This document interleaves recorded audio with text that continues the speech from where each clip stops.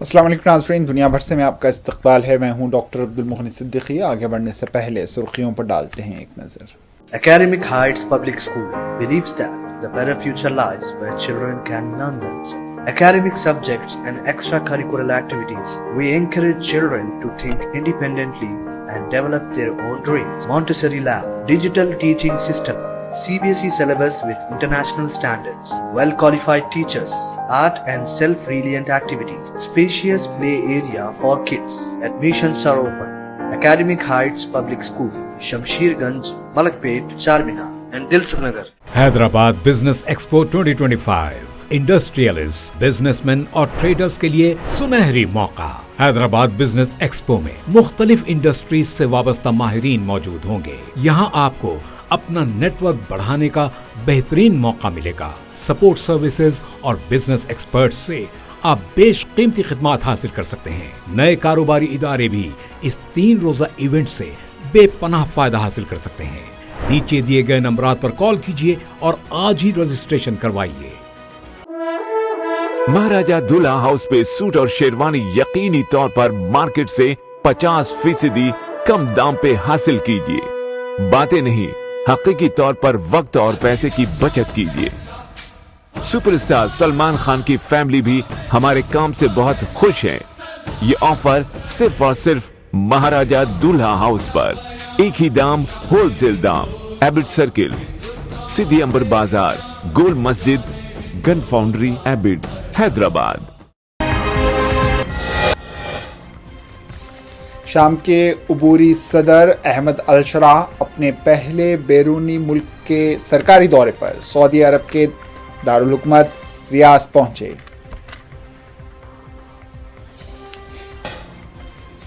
Israel और Hamas के दरमियान जंगबंदी के मुआहदे के बावजूद इसराइली ड्रोन ने वस्ती गाजा की पट्टी में निसारत कैंप पर की बमबारी। यूनान के सयाहती जजीरे सेनेटोरिनी में हल्की शिद्दत के ज़लज़ले आने के बाद पीर को स्कूल कर दिए गए बंद। एक दिन में दर्जनों झटके किए गए महसूस। एसपी के रुकने पार्लिमान प्रेस कॉन्फ्रेंस के दौरान फूट फूट कर रोने लगे। अयोध्या में लड़की के लापता होने और बाद में लाश मिलने पर सख्त नाराज।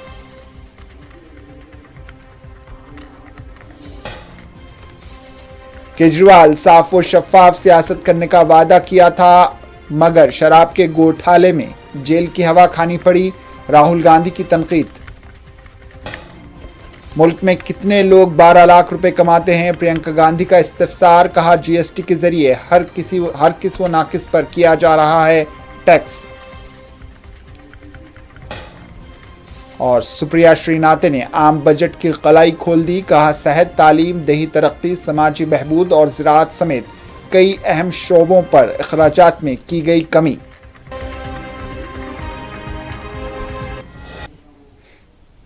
सुर्खियां आपने देखी। अब पेश है खबरों की तफसील। शाम के उबूरी सदर अहमद अल-शरा अपनी पहले बैरून मुल्क के सरकारी दौरे पर सऊदी अरब के दारुल हुकूमत रियाद पहुंच गए हैं। ज़राए के मुताबिक अल-शरा सऊदी वली अहद शहज़ादा मोहम्मद बिन सलमान और आला सऊदी हुक्काम से मुलाकात करेंगे।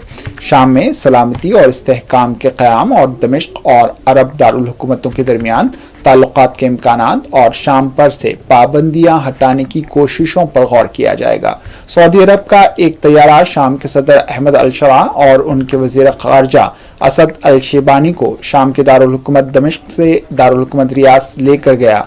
शरा का मुल्क के उबूरी सदर का ओहदा संभालने के बाद बैरून मुल्क उनका ये पहला दौरा है जिसमें इन्होंने सऊदी अरब का इंतखाब किया। सऊदी अरब ने शाम में अवामी बेदारी की हिमायत के लिए हर मुमकिन कोशिशें करने का अज़म किया है। सऊदी वज़ीर ख़ारजा शहज़ादा फैसल बिन फरहान ने अपने दौरे शाम के दौरान दमिश्क की खुद मुख्तारी, आज़ादी और इलाक़ाई सालमियत के लिए ममलिकत की हिमायत की थी। इन्होंने अज़्म किया कि ममलिकत शामी अवाम के साथ खड़ी रहेगी।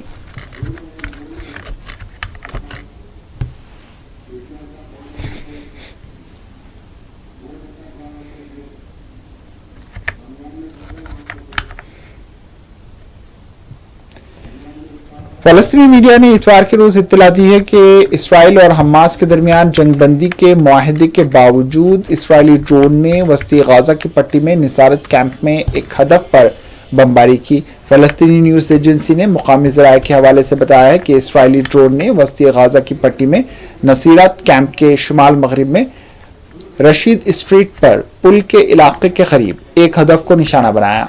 ताहम हलाकतों या जख्मियों की कोई इत्तला नहीं है। ज़राए ने इत्तला दी है कि इसराइली टैंकों ने फिलाडेल्फिया महवर से मिस्र की सरहद पर वाक़े राफा शहर के जनूबी इलाकों में फ़लस्तीनियों की तरफ इंतबाही शेलिंग की। इसराइल ने हफ्ते के रोज ऐलान किया कि वो गाजा में जंगबंदी के मुआहदे के दूसरे मरहले के हवाले से पीर को हमास के साथ बिलवास्ता मुज़ाकरात दोबारा शुरू करेगा। इसराइली वज़ीर आज़म बेंजामिन नेतन्याहू अमेरिका के नौमुंतखब सदर डोनाल्ड ट्रंप से मुलाकात के लिए अमेरिका रवाना हो गए हैं।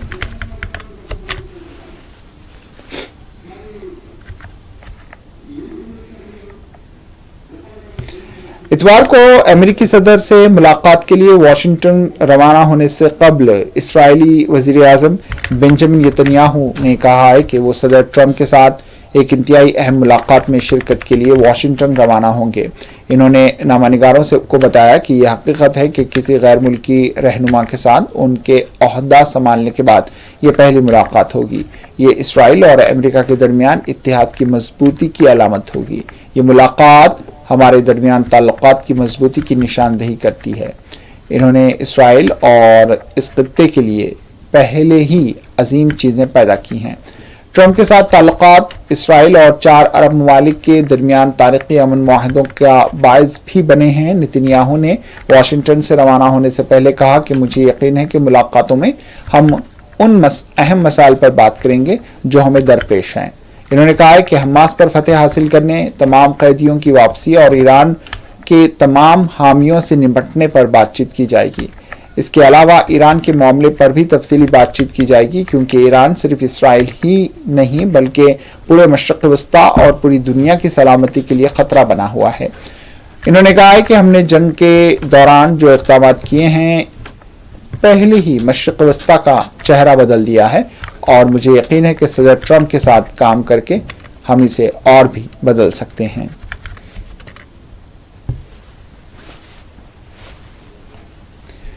यूनान के सियाहती जजीरे सेनेटोरिनी में हल्की शिद्दत के ज़िलज़िले आने के बाद शहरी तहफ़्फ़ुज़ के हुक्काम ने ऐलान किया है कि पीर को स्कूल बंद रहेंगे।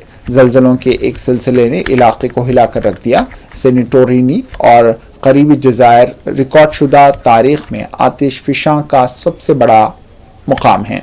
इसके गिरदोपेश के समंदर में झटकों के एक सिलसिले के बाद शहरी तहफ़्फ़ुज़ के वज़ीर और सरकारी हुक्काम ने इस इक़दाम का हुक्म दिया। हल्की शिद्दत के दर्जनों ज़लज़ले रिकॉर्ड किए जा चुके हैं, जिनमें अब तक शदीद तरीन ज़लज़ले की शिद्दत 4.6 थी। एथेंस यूनिवर्सिटी के शोबे जियोफिज़िक्स के मुताबिक इतवार को 4.1 और 4.5 की शिद्दत के ज़लज़लों ने इलाके को हिलाकर रख दिया। इससे पहले चंद घंटों के दौरान 11 मरतबा ज़लज़ले के झटके महसूस किए गए।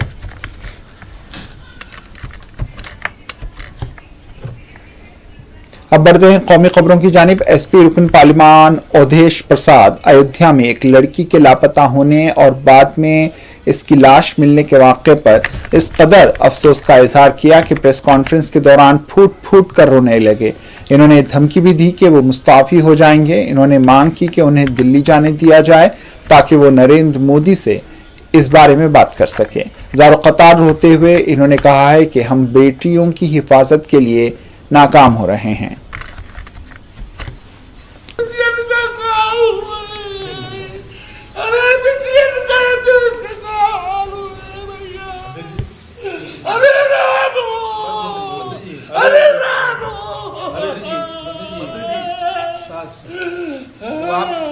आप उसकी लड़ाई लड़ी जाएगी। सब लोग साथ लड़ाई को आप लड़ेंगे, उसको न्याय उसके हमें जाने दो दिल्ली लोकसभा में जाने दो। मोदी के सामने हम बात रखेंगे। न्याय न मिला तो हम इस्तीफा दे देंगे। लोकसभा से हम इस्तीफा दे देंगे। हम बचाने में हम बेटी की इज्जत बचाने में नाकामयाब हो रहे हैं। इतिहास क्या कहेगा? मारामारी में इतिहास सैकड़ों साल बाद क्या कहेगा? अरे तुम ये पीते, आप बहुत लड़ाई लड़े हैं मंत्री, कैसे बिटिया के साथ ये हो गया?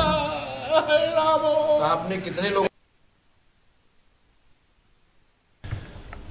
राहुल गांधी दिल्ली में इंतखाबी मुहिम जारी रखे हुए हैं। अपनी इंतखाबी मुहिम के दौरान केजरीवाल को तनकीद का निशाना बनाते हुए इन्होंने कहा है कि केजरीवाल ने वादा किया था कि साफ सुथरी सियासत करेंगे, करप्शन खत्म करेंगे, जमुना को साफ करेंगे, लेकिन आज पूरी दिल्ली जानती है कि केजरीवाल और मनीष सिसोदिया ने सबसे बड़ा शराब का घोटाला किया। अच्छा, वो अब दूसरी बात है कि भैया 5 साल पहले खंबे पे चढ़े थे, अब धड़ाक से ऊपर से नीचे गिर गए, वो अलग बात है। उन्होंने कहा था देखो मैं खंबे पे चढ़ता हूं, मैं नए तरीके की राजनीति लाऊंगा, मैं दिल्ली की राजनीति बदल दूंगा, भ्रष्टाचार मिटा दूंगा, यमुना को साफ कर दूंगा, पोल्यूशन हटा दूंगा, मोदी को माफ कर दूंगा। हुआ क्या? सबसे बड़ा भ्रष्टाचार, शराब का स्कैम किया सिसोदिया जी और केजरीवाल जी सबके सामने। करोड़ों रुपए इन्होंने आपसे चोरी किए। नई राजनीति, वायदा था नई राजनीति का, आए और करोड़ों रुपए आपसे। प्रियंका गांधी ने कहा है कि पार्लियामेंट में बजट पर बहस हुई। इन्होंने कहा है कि मुतवस्सित तबके के लिए 12 लाख रुपए तक का इनकम टैक्स मुफ्त कर दिया गया है, टैक्स छूट दी गई है। लेकिन कोई हुकूमत से पूछे कि मुल्क में कितने लोग टैक्स देने की सलाहियत रखते हैं, कितने लोग सालाना 12 लाख रुपए कमाने की सलाहियत रखते हैं, जबकि सच यह है कि मुल्क में सिर्फ 7 करोड़ लोग टैक्स देते हैं। 135 करोड़ लोग टैक्स अदा करने के काबिल नहीं हैं, क्योंकि वो इतना कमाने के काबिल नहीं हैं। इन्होंने कहा है कि इस हुकूमत ने हर चीज़ पर GST लगा दिया है, हर चीज़ महंगी कर दी है, महंगाई में बेपनाह इजाफा हुआ है, लेकिन आमदनी लोगों की रुक गई है। 20 करोड़ जनता इतना कमा ही नहीं पा रही है। आज आप सुबह उठते हैं, आपकी हर चीज पे GST का टैक्स है, हर चीज पे, दांत मंजन पे है, दवाइयों पे है, स्कूल की वर्दियों पे है, मोजे जूतों पे है, किताबों पे है, हर चीज पे GST का टैक्स है। खास तौर से जिनकी छोटी छोटी दुकानें हैं, जो अपना छोटा बिजनेस चलाते हैं, वो समझ रहे हैं मैं बात क्या कर रही हूं कि GST को लेकर किस तरह से छोटे बिजनेस भी खत्म होने के कगार पे हैं, क्योंकि हर चीज पे टैक्स है, हर चीज महंगी हो गई है। मैंने आपसे बात की जब मेरी शादी हुई थी, मुझे याद है कि 100 ग्राम का जो मक्खन है 12 रुपए का मिलता था, एक थैली दूध 7 रुपए की मिलती थी। आज बताइए, आज तो 75 रुपए से ज्यादा हो गया है। इतना सा मक्खन, आप मक्खन खाते हैं, ब्रेड खाते हैं, चाय पीते हैं, कुछ भी लेंगे, आज आप उस पर टैक्स भर रहे हैं। और कमा क्या रहे हैं? हर जगह बेरोजगारी है। अपनी इंतकामी मुहिम को जारी रखते हुए प्रियंका गांधी ने कहा है कि आज मुल्क में वालिदैन चाहते हैं कि उनके बच्चे तालीमी याफ्ता हों और उनकी तरह जद्दोजहद का सामना उन्हें ना करना पड़े। वालिदैन चाहते हैं कि उनके बच्चे खुश और खुशहाल रहें, लेकिन फिर भी बच्चे आज बेरोजगार घूम रहे हैं। ये सूरत हाल इस वक्त है जब मरकज में कई सरकारी ओहदे खाली पड़े हैं और दिल्ली में तकरीबन 25,000 ओहदे खाली हैं। अपने बच्चों को आप चाहते हैं कि आपका बच्चा जो है आपसे ज्यादा तरक्की करे, कि जो संघर्ष आपने देखे हैं वो बच्चा ना देखे। हम सब वैसे ही हैं। मुझसे अगर आप पूछेंगे क्या नहीं चाहती मैं अपने बच्चों के लिए।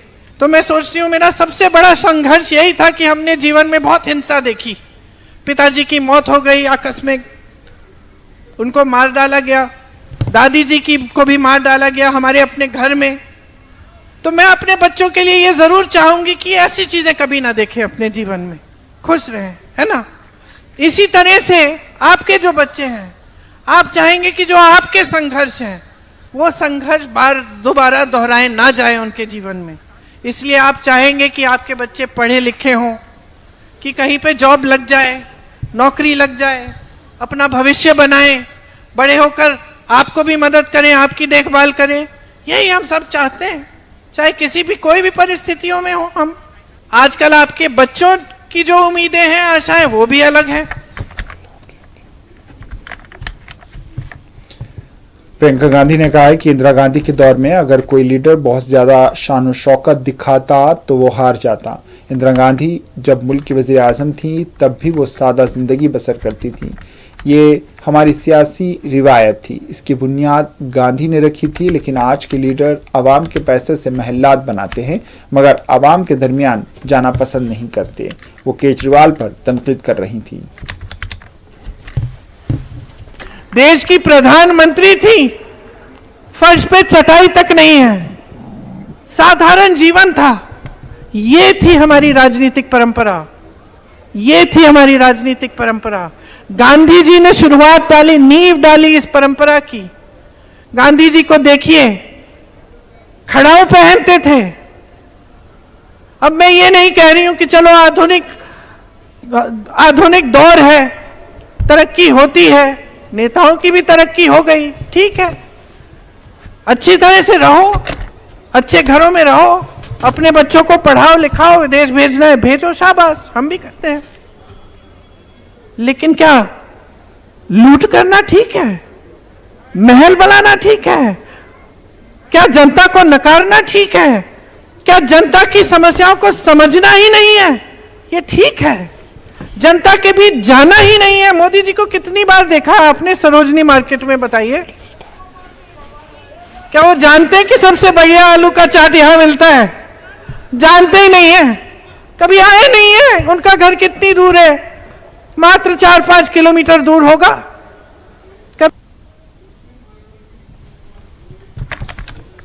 दूसरी जानिब कांग्रेस लीडर व रुकन पार्लिमान इमरान प्रतापगढ़ी भी इंतखाबी मुहिम में मसरूफ हैं। इन्होंने कहा है कि आम आदमी पार्टी और केजरीवाल ने डॉक्टर मनमोहन सिंह और शीला दीक्षित को बहुत कुछ कहा, लेकिन कुदरत की लाठी की आवाज़ नहीं होती।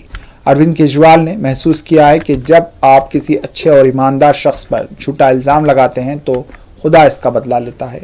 वही अरविंद केजरीवाल जो डॉक्टर मनमोहन सिंह को करप्ट कहते थे और शीला दीक्षित को बुरा भला कहते थे, कुदरत ने डॉक्टर मनमोहन सिंह की जिंदगी में दिखाया कि वही केजरीवाल और मनीष सिसोदिया करप्शन के इल्जाम में जेल की सजा काटने के बाद वापस आए। जब आप कोई झूठा लांछन, झूठा आरोप लगाते हैं तो उसका बदला ऊपर वाला लेता है। जो अरविंद केजरीवाल डॉक्टर मनमोहन सिंह साहब को भ्रष्टाचारी कहते थे, शीला जी को भला बुरा कहते थे, प्रकृति ने डॉक्टर मनमोहन सिंह साहब की जिंदगी में दिखा दिया कि वही अरविंद केजरीवाल और मनीष सिसोदिया साहब भ्रष्टाचार के आरोप में जेल का। दूसरी तरफ कांग्रेस लीडर सुप्रिया श्रीनाथ ने बजट की कलाई खोलकर रख दी। इन्होंने कहा है कि 3.2 करोड़ लोगों को छोड़कर मुल्क के बाकी 140 करोड़ लोगों के साथ धोखा हुआ है।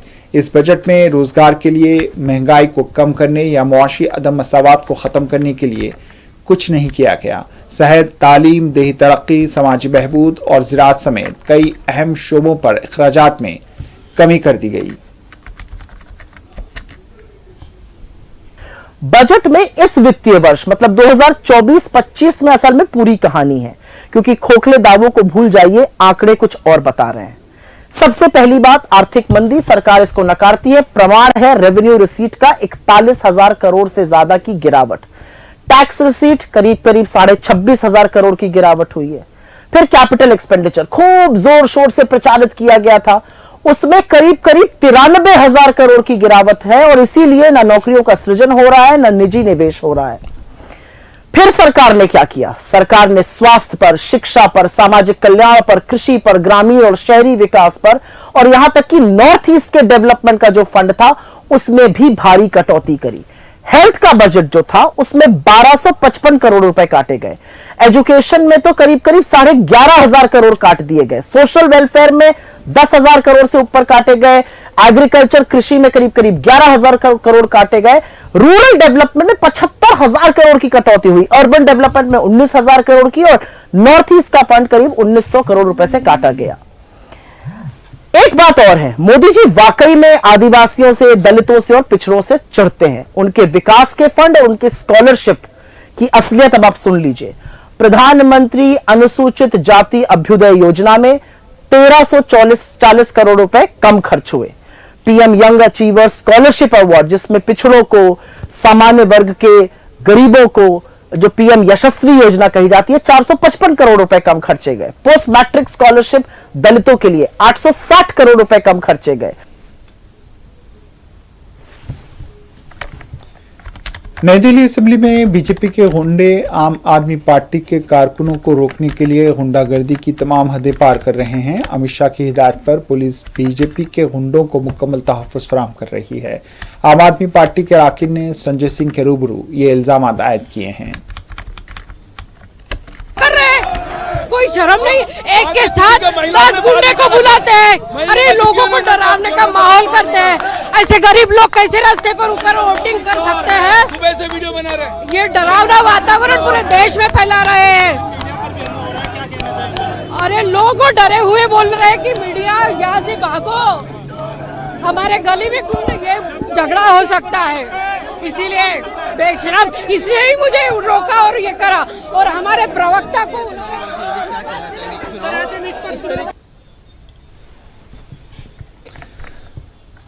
केजरीवाल ने कहा है कि आम आदमी पार्टी अमित शाह की गुंडागर्दी हैशटैग के नाम से वीडियो का सिलसिला शुरू कर रही है। इन्होंने कहा है कि दिल्ली के आवाम को कहीं भी ये महसूस होता है कि गुंडागर्दी हो रही है तो वो फौरन वीडियो बनाकर पोस्ट कर दें और इस दौरान अपने आप को महफूज भी रखें।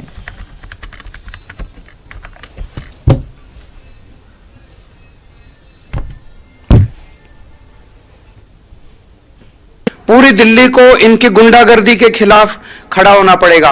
पहले अमित शाह जी ने दिल्ली की कानून व्यवस्था का बेड़ा गर्क कर दिया।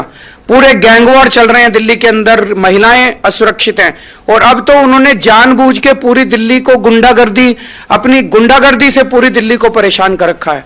लोग इसको बर्दाश्त नहीं करेंगे और मैं समझता हूं कि हम पूरी दिल्ली को इसके गुंडागर्दी के खिलाफ एकजुट करेंगे। दिल्ली के लोगों ने इस किस्म का चुनाव कभी नहीं देखा था। दिल्ली के लोग शालीन लोग हैं। दिल्ली देश की राजधानी है। पूरे देश से लोग यहां आके बसते हैं और अपनी नौकरी करते हैं, शांतिपूर्ण तरीके से जीना चाहते हैं। मैं दिल्ली के लोगों से अपील करना चाहता हूं कि हम लोगों को इस गुंडागर्दी के खिलाफ एकजुट होना होगा। दिल्ली इस किस्म की गुंडागर्दी बर्दाश्त नहीं कर सकती।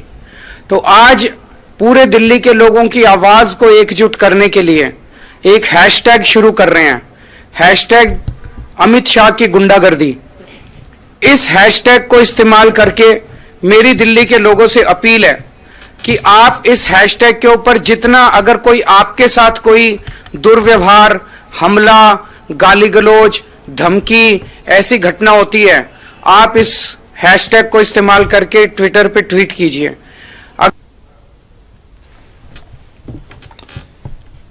दूसरी जानिब दिल्ली के आर.के. पुरम जलसे आम से खिताब करते हुए वज़ीर-ए-आज़म नरेंद्र मोदी ने कहा है कि पूर्वांचल के लोग दिल्ली में काम करते हैं, दिल्ली की तरक्की में अपना हिस्सा अदा करते हैं, लेकिन जब कोविड आया था तो आम आदमी पार्टी उन्हें गलत मालूमात फैलाकर और धमकियां देकर दिल्ली छोड़ने पर मजबूर करती थी। इन्होंने कहा है कि मैंने कल से ये देखा है, बजट में बिहार के लिए किए गए ऐलानात की वजह से आम आदमी पार्टी के रहनुमा उदास हैं।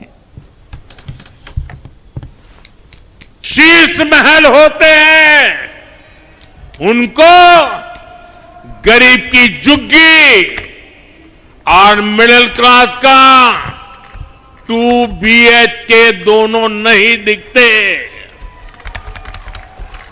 एक तरफ भाजपा आपकी कमाई बढ़ा रही है, बचत बढ़ा रही है, वहीं आपदा ने दिल्ली वालों का जीना मुश्किल करके रखा हुआ है।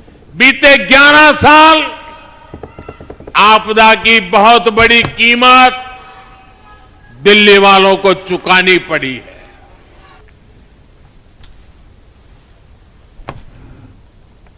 आखिर में सुर्खियों पर एक और नजर। Academic Heights Public School believes that the better future lies where children can learn themselves. Academic subjects and extracurricular activities. We encourage children to think independently and develop their own dreams. Montessori Lab, digital teaching system, CBSE syllabus with international standards, well-qualified teachers, art and self-reliant activities, spacious play area for kids. Admissions are open. Academic Heights Public School, Shamsherganj, Malakpet, Charminar and Dilsuk Nagar. Hyderabad business expo 2025 industrialist, businessman और traders के लिए सुनहरी मौका। Hyderabad business expo में मुख्तलिफ industries से वाबस्ता माहिरीन मौजूद होंगे। यहाँ आपको अपना नेटवर्क बढ़ाने का बेहतरीन मौका मिलेगा। सपोर्ट सर्विसेज और बिजनेस एक्सपर्ट्स से आप बेशकीमती खिदमात हासिल कर सकते हैं। नए कारोबारी इदारे भी इस 3 रोजा इवेंट से बेपनाह फायदा हासिल कर सकते हैं। नीचे दिए गए नंबरात पर कॉल कीजिए और आज ही रजिस्ट्रेशन करवाइए। महाराजा दूल्हा हाउस पे सूट और शेरवानी यकीनी तौर पर मार्केट से 50% कम दाम पे हासिल कीजिए। बातें नहीं, हकीकी तौर पर वक्त और पैसे की बचत कीजिए। सुपरस्टार सलमान खान की फैमिली भी हमारे काम से बहुत खुश है। ये ऑफर सिर्फ और सिर्फ महाराजा दूल्हा हाउस पर। एक ही दाम, होलसेल दाम। एबिट सर्किल, सिद्धि अंबर बाजार, गोल मस्जिद, gun foundry, Abids, Hyderabad.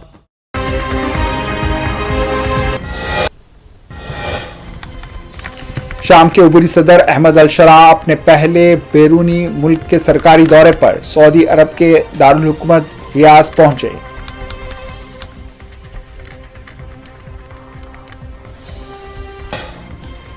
Israel और हमास के दरमियान जंगबंदी के मुआहदे के बावजूद इसराइली ड्रोन ने वस्ती गाजा की पट्टी में की बमबारी।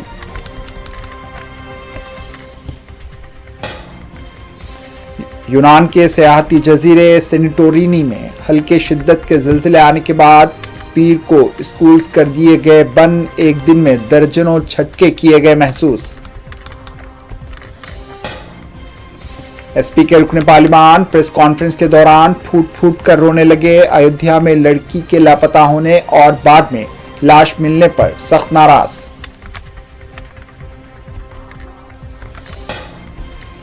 केजरीवाल ने साफ और शफाफ सियासत करने का वादा किया था, मगर शराब के घोटाले में जेल की हवा खाई। राहुल गांधी की तनकीद। मुल्क में कितने लोग 12 लाख रुपए कमाते हैं? प्रियंका गांधी का इस्तिफसार। कहा, जीएसटी के जरिए हर किस व नाकिस पर आयत कर दिया गया टैक्स। और सुप्रिया श्रीनाथ ने आम बजट की कलाई खोल दी। कहा, सेहत, तालीम, देही तरक्की और समाजी बहबूद और ज़राअत समेत कई अहम शोबों पर अखराजात में कर दी गई कमी।